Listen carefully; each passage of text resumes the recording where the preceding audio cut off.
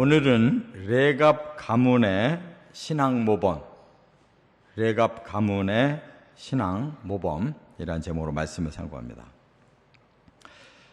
이 여호야김 왕 시대에 이 내용이 있었다라고 이제 시작에 소개하고 있어요.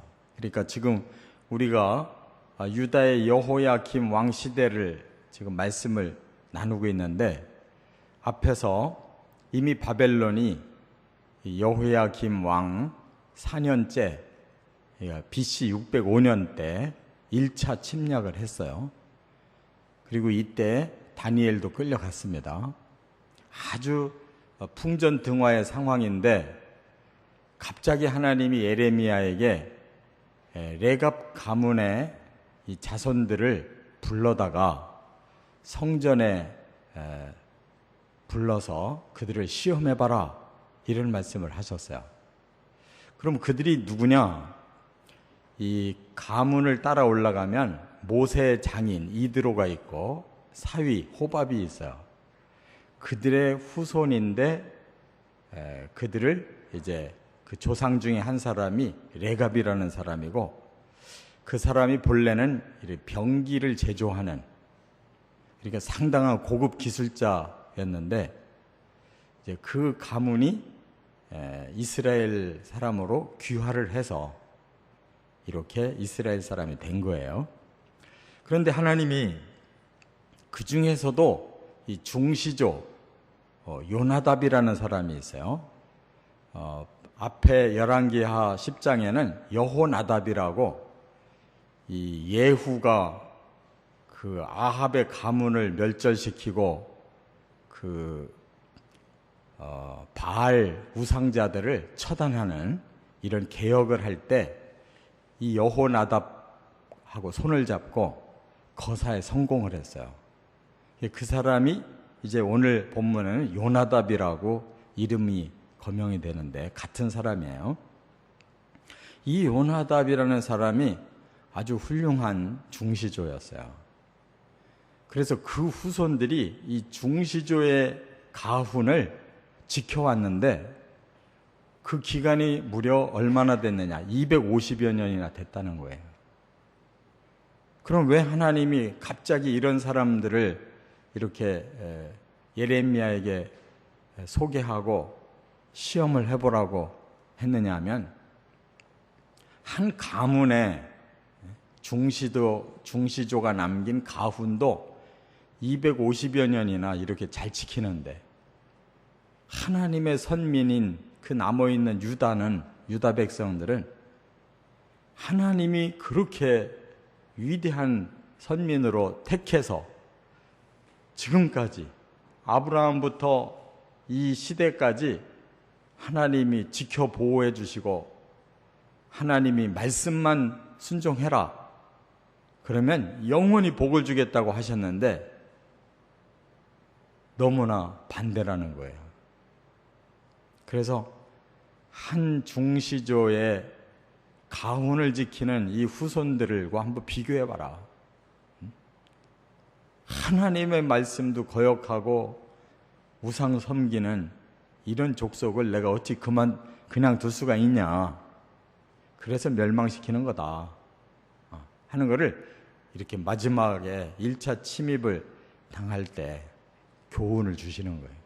그러니까 하나님이 얼마나 답답하면 모든 사람들이 몰라도 하나님만 아시는 그 한 가문의 사람들을 불러서 예레미야에게 테스트를 시켜보고, 예레미야로 하여금 그거를 설교의 재료로 써서 다시 한번 그들에게 경고의 말씀 전하라고 한 거예요.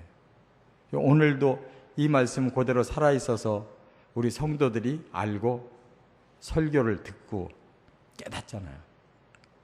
그건 어떻게 사는 게 옳으냐?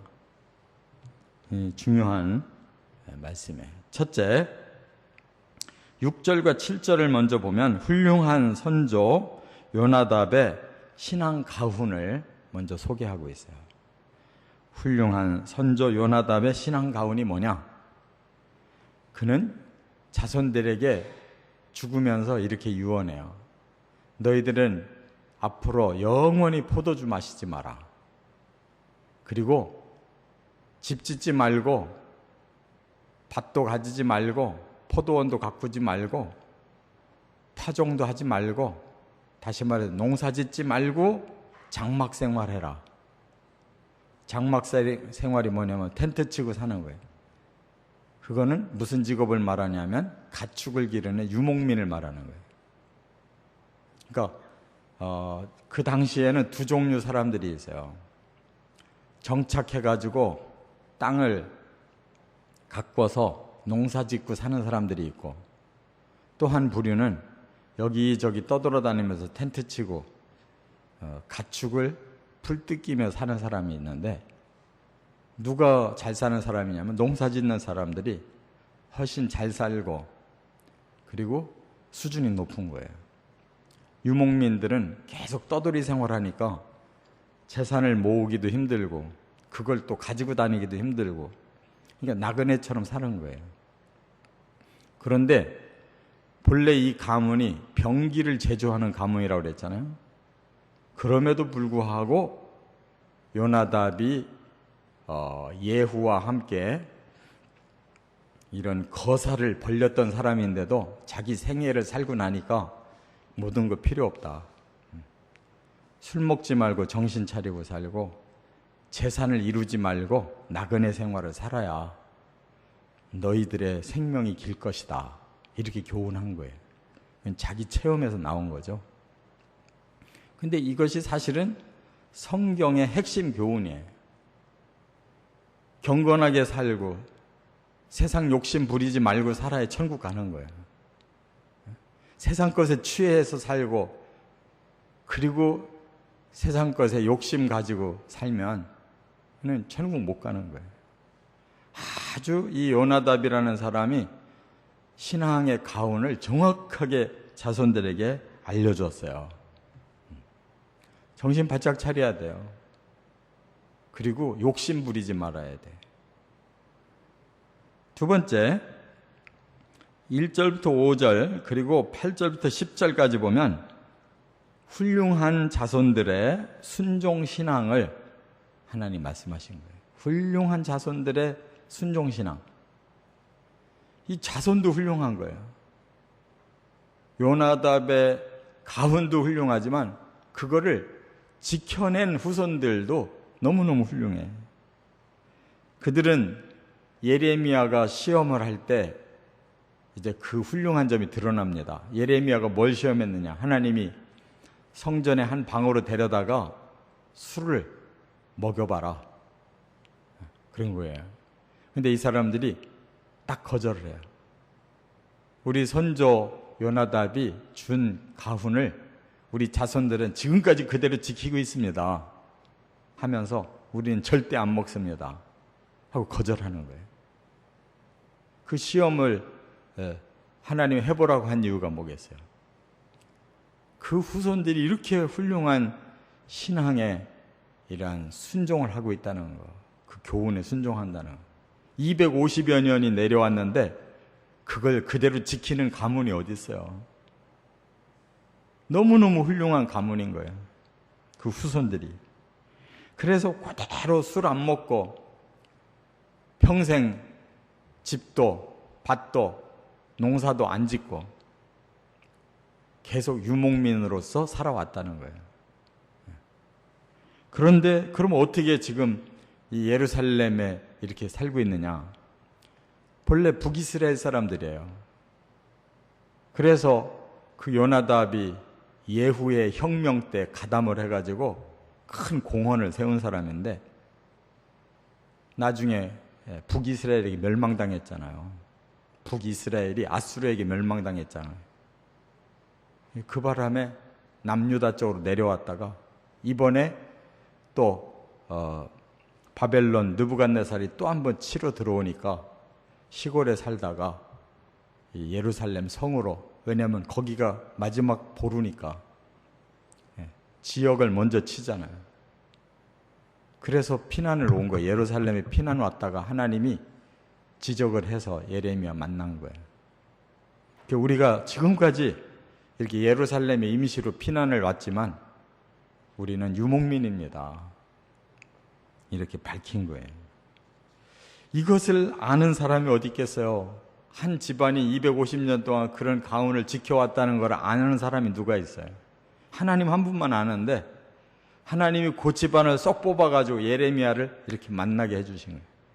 예레미야로 하여금 설교 자료로 쓰라고, 간증거리를 얘기하라고. 그렇게 지금 하나님이 답답해요. 유다가 지금 이렇게 1차 침략을 당했는데도 정신 못 차리고 이러고 있으니까 하나님 주신 말씀이에요. 이와 같이 우리도 정말 하나님 말씀을 지키는 것이 이게 생명이고 영원한 규칙인데 짧은 몇십 년밖에 못 사는 사람들이 지멋대로 해. 그러니까 이 언약, 아브라함부터 내려온 이 4,000년의 언약이 멀쩡히 살아있는데 사람들은 자기들이 사는 그 몇십 년의 기준 가지고 말씀을 버리고 지멋대로 살으니까 어떻게 구원받겠어요? 근데 이들은 자기 선조의 그런 가훈 하나를 250년간 대대로 지켜왔다는 거, 하나님이 너무너무 감동을 받아가지고 그 집안을 소개해서 이 선민이라는 자들이 이런 이방인 출신의 이런 미미한 가문만도 못하다고 책망하는 거예요. 끝으로 세 번째는 12절부터 19절에 보면 훌륭한 가문을 축복하신 하나님. 이 훌륭한 가문을 하나님이 그냥 말만 하고 말 수가 없죠. 축복하셨는데 뭐라고 축복하셨냐면 레갑 가문에게는 내 앞에 설 사람이 영원히 끊어지지 아니하리라 그랬어요. 그러니까 이 나라가 지금 망하게 생겼어요. 앞으로 1차, 2차, 3차 이 공격을 당하면 이제 죽거나 끌려가거나 이렇게 될 거예요. 그런데 하나님 보장하셔요. 그런 속에서도 내가 이 가문은 끝까지 끊어지지 않게 해주겠다 말씀했는데 나중에 느헤미야서에 이 사람들의 이름이 나와요. 느헤미야 3장 14절에 보니까 베탁게렘 지방을 다스리는 레갑의 아들 말기야라는 인물이 나와요. 이 느헤미야서는 3차 포로에서 돌아온 사람 느헤미야, 그때 바로 그 자손들이 명단에 나온단 말이에요. 베탁게렘 지방을 다스리는. 그리고 하나님 말씀이 이루어졌잖아요. 그러면 이들이 왜 복을 받았을까? 하나님의 말씀의 어느 부분을 순종한 것일까? 바로 5번째 계명 순종한 사람들이에요. 네 부모를 공경하라. 이들은 그 여호답의 그 가훈을 대대로 지켰어요. 부모 공경했어요. 그랬더니 출애굽기 20장 12절에 그 계명에서 뭐라고 말씀해요? 그리하면 그 땅에서 네 생명이 길리라 그랬잖아요. 그대로 하나님 언약 지켜주신 거예요. 그 땅에서 그들의 생명을, 그리고 요나답이 한 소리가 바로 그거였어요. 그러면 너희들이 생명이 길 거다. 가훈의 끝에 말해준 게 너희들의 생명이 길 거다. 그게 바로 이 5계명을 붙들고 한 말이거든요. 그런데 그걸 지키니까 하나님이 재차 언약하셨어요. 그 5계명대로 된다는 거예요. 에베소서 6장 2절에 사도 바울이 뭐라고 그랬어요? 네 부모를 공경하라는 계명은 약속 있는 첫 계명이다. 10계명 중에서 약속이 있는 건 5계명밖에 없어요. 부모에게 공경하는 자는 그 자손이 잘 된다는 것이 약속이 있는 계명이라는 거예요. 다른 거는 그냥 하라 하지 말라로 끝나는데 이거는 약속이 들어있어요. 이 가문은 그대로 언약대로 살았고 언약대로 받았어요. 하나님의 말씀이 1.1획도 틀림이 없이 다 이루어지는 거예요. 그러니까 하나님 말씀을 가볍게 우리 멋대로 고치고 거부하고 하면 안 돼요. 그대로 지켜야 돼요. 할렐루야. 이런 믿음의 가문을 이루어 가시기를 주의 이름으로 축원합니다.